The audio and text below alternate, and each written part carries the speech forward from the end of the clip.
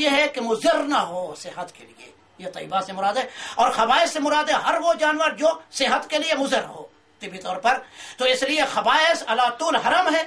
اور طیبات علی طول حلال ہے۔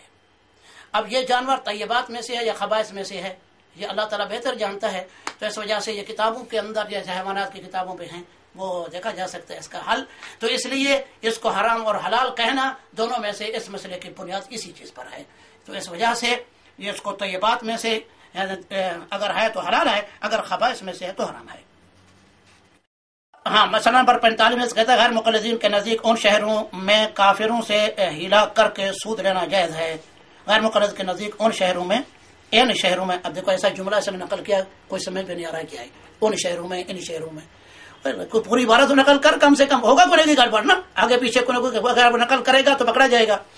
کہتا ہے غیر مقلدین کے نزدیک ان شہروں میں کافروں سے ہیلا کر کے سود لینا جائز ہے۔ اصل میں مسئلہ یہ ہے کہ غیر مقلدین کے نزدیک اگر کسی نے یہ لکھا بھی ہے، البنیان المرصوص کا اس نے حوالہ دیا ہے، اگر کسی نے لکھا بھی ہے تو ہم اصل اپنے مسئلے کی نوعیت بیان کرتے ہیں، کیونکہ ہم تو کسی کے مقلد نہیں، کسی نے لکھا بنیان المرصوص والا ہے کون نہیں ہم نہیں جانتے، ہم تو قرآن حدیث والے ہیں بھائی۔ بات اصل میں یہ ہے کہ سود جو ہے وہ دولت اسلامیہ میں ہو، اسلامی ملک کے اندر ہو، غیر اسلامی ملک کے اندر ہو، یہ تفریق تو انہوں نے کر رکھی ہے نا کہ وہاں اگر جائے آدمی وہاں جا کر زنا کرے، حنفیوں کے ہاں اگر غیر اسلامی ملک میں جائے زنا کرے تو اس پر حد نہیں، وہاں سود لینا بھی جائز ہے۔ اب ساجد بھائی کے لیے انڈیا میں ایک دوسرے کو سود لے دے سکتے ہیں، یہ ساجد بھائی کے لیے چھوٹ دی ہوئی ہے انہوں نے، مگر یہ تو غیر مقلد بنے پھرتے ہیں، یہ الٹا ان کے دشمنی کر رہے ہیں، یہ ہیں اپنا بھی نقصان کر رہے ہیں۔ ان کے مذہب کے اندر تو یہ ہے کہ بھائی سود لینا، یعنی ہندوستان کے اندر جو غیر اسلامی سلطنت ہے اس کے اندر سود لینا، مسلمان لے مسلمان سے، مسلمان غیر مسلم سے لے، علی طول جائز ہے، کھاؤ پیو مزے کرو، ٹھیک ہے نا، وہاں تو ربا ہے نہیں۔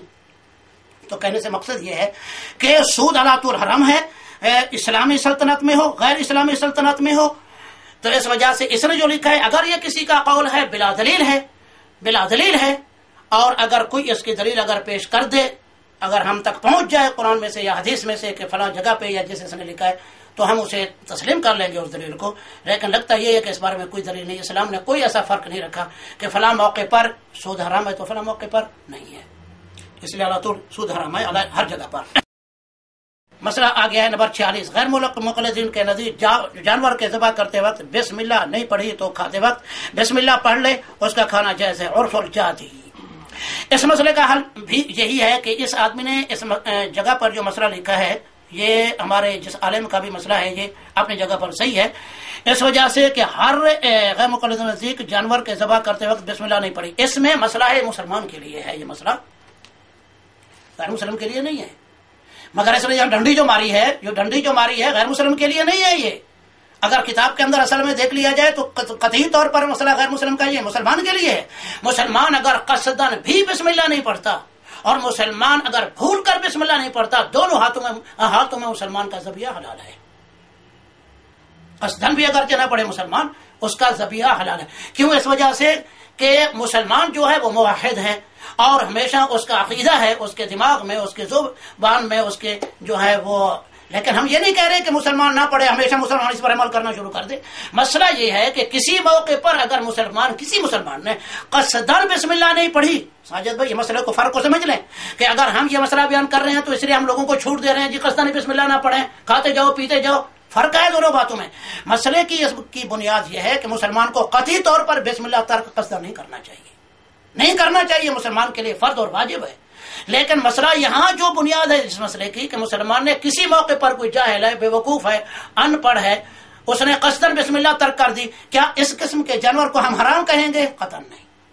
نہیں کہیں گے حرام، اس وجہ سے کہ مسلمان جو ہے، مسلمان نے اسے ذبح کیا ہے، اور مسلمان چونکہ مسلمان علاۃ الکلمہ کا وہ پڑھنے والا ہے، کلمے کو ماننے والا ہے، اگرچہ زبان نے وہ کلمہ اس وقت اسے نہیں پڑھے، کلمہ تو نہیں بہرحال کو کلمہ ہی کہتے ہیں، بسم اللہ اس نے نہیں پڑھا، تو اس لیے کھاتے وقت جو ہے اس کو آدمی بسم اللہ پڑھ لے۔ اور اس سے یہ حدیث بھی، اس حدیث سے استدلال کیا جا سکتا ہے کہ نبی کریم صلی اللہ علیہ وسلم سے پوچھا گیا، اللہ کے رسول صلی اللہ علیہ وسلم کہ مدینہ کے اندر جو قصاب ہیں گوشت بیچتے ہیں، اللہ کے رسول ہم کو نہیں معلوم کہ ان لوگوں نے ذبح کرتے وقت بسم اللہ پڑھی بھی ہے یا نہیں،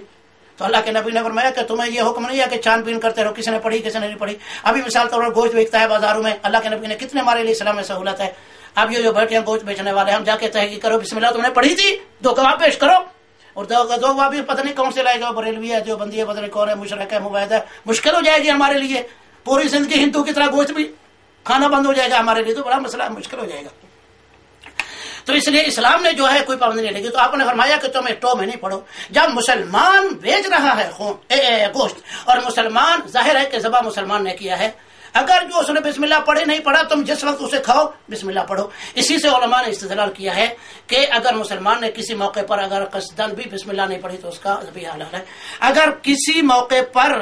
کوئی ایسی حدیث اگر مل جائے، اگر اس مقلد کے پاس اگر حدیث ہے کہ قصدن بسم اللہ ترک کرنے والے کا ذبیحہ حرام ہے تو پیش کرے، اگر نہیں ہے تو اس وجہ سے وہ ذبیحہ اس کا مسلمان کا حلال رہے گا۔ اور اس کے بعد مسئلہ آگے ہے، اس مسئلے میں اس نے لکھا ہے کہ اس میں امام بخاری کے مقلد ہیں اہل حدیث، امام بخاری غالباً یہ لکھا ہے کہ بسم اللہ اس کا کھانا جائز ہے۔ سامرودی صاحب اس مسئلہ میں امام بخاری کے مقلد ہیں، اس لیے بخاری کے ترجمۃ الباب کو ذکر کیا ہے۔ مذہب نعمانی میں بسم اللہ تو ہے، خواہ کسی قسم کی ہو، آپ کہیے کہ آپ کے یہاں تو بسم اللہ ہی ندارد ہے، نکٹوں اور ناک والوں کی مثال ہے، کیا کیا لکھا ہے۔ بہرحال تو اب یہ دلیل بھی اس نے دے دی۔ اگر امام بخاری رحمۃ اللہ علیہ نے لکھا ہے تو ہمارے سر خیل ہیں، انہوں نے جو ہے ضرور ہے کسی صحابی یا کسی تابعی یا کسی کا لازم قول دیا ہوگا اور کسی قرآن کی ایسے استدلال کیا ہوگا۔ بہرحال مسئلہ جو ہے وہ کلیئر ہے اور صاف ہے، وہ یہی ہے کہ اس قسم کا جانور مسلمان اگر ذبح کرے تو حلال ہے۔ اس میں امام بخاری رحمۃ اللہ علیہ کا جو حوالہ دیا قطعی ہمارے لیے حجت ہے، کیونکہ وہ ہمارے لیے حدیث کی کتاب ہے اور ہمارے لیے حجت ہے۔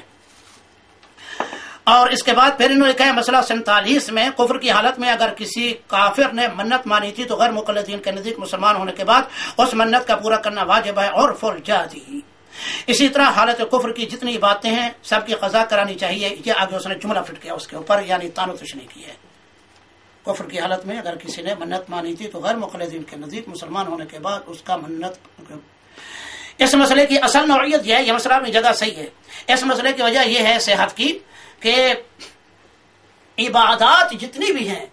عبادت مثلا نبی کریم صلی اللہ علیہ وسلم کا ایک قاعدہ ہے اصول کا، یعنی اسلامی یہ قاعدہ ہے تاکہ آپ لوگوں کو فائدہ ہوگا اس قاعدے سے۔ قاعدہ یہ ہے کہ نبی صلی اللہ علیہ وسلم نے فرمایا ہر وہ شخص جس نے جاہلیت میں کوئی بھی اچھے کام کیے تھے اور بعد میں مسلمان ہو گیا، کیونکہ غیر اسلامی حالت میں تو اس کا وہ عمل قبول نہیں تھا، لیکن اسلام لانے کے بعد اللہ تعالیٰ جمیع ان عبادات کا اس کو ثواب دے گا جتنے وہ جاہلیت میں کر چکا تھا کفر کی حالت میں۔ دیکھیے اللہ تعالیٰ کا